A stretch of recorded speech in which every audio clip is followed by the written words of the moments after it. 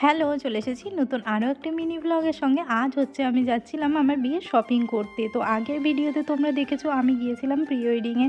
তো pre wedding করতে যেহেতু আমাদের অনেকটাই লেট হয়ে গিয়েছিল, মানে একেবারে বিয়ের কিছুদিন আগে গিয়েছিলাম আমরা প্রি ওয়েডিংয়ে, সেই কারণে কিন্তু আমাদের বিয়ের শপিংটাও করা হয়েছিল না। তাই আর কি প্রি ওয়েডিংয়ের একেবারে পরের দিনে আমরা বেরিয়ে পড়েছিলাম শপিং করতে। তো দেখো, প্রথমেই চলে এসেছিলাম বিয়ের বেনারসি দেখতে। যেহেতু বেনারসিটাই একেবারে আসল, সেই জন্য কিন্তু একেবারে আর কোথাও না গিয়ে চলে এসেছি বেনারসির দোকানে। আর দেখো, এখানে প্রচুর প্রচুর কালেকশন, মানে প্রচুর জিনিস পেয়ে যাবে তোমরা এখানে। তো পরে আমি তোমাদেরকে বলে দিচ্ছি লোকেশনটা, আমি কোথায় গিয়েছিলাম আমার বিয়ের বেনারসি কিনতে। আর হ্যাঁ, এখানে কিন্তু শুধুমাত্র বেনারসি না, এখানে তোমরা পেয়ে যাবে আরও নানা ধরনের কালেকশন। কিন্তু সত্যি বলতে এখানে শাড়ির কালেকশনটাই সব থেকে বেশি ছিল।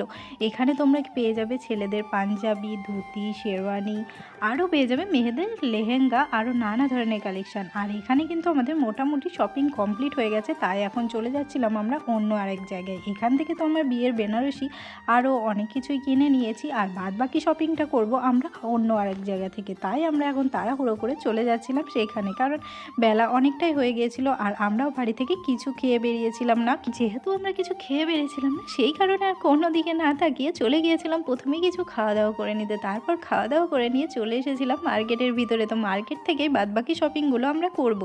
আমার শপিং তো মোটামুটি কমপ্লিট হয়ে গিয়েছিলো ওখান থেকেই, কিন্তু এখানে চলে এসেছিলাম আরও যে বাদবাকি শপিংগুলো করা ছিল সেইগুলো করতে। জানো তো, বরাবরই আমার একটা ভুল ধারণা ছিল। আমি তো ভাবতাম বিয়ের শপিং হয়তো একদিনেই কমপ্লিট হয়ে যাবে, কিন্তু না, এটা আমার সম্পূর্ণই ভুল ধারণা ছিল। এটা বিয়ের শপিং, আর বিয়ের শপিং কখনোই একদিনে কমপ্লিট করা সম্ভব নয়। দেখো, এখানে কিন্তু আমরা হাফও করে উঠতে পারিনি, শপিং বেরোতে হবে আরও একদিন।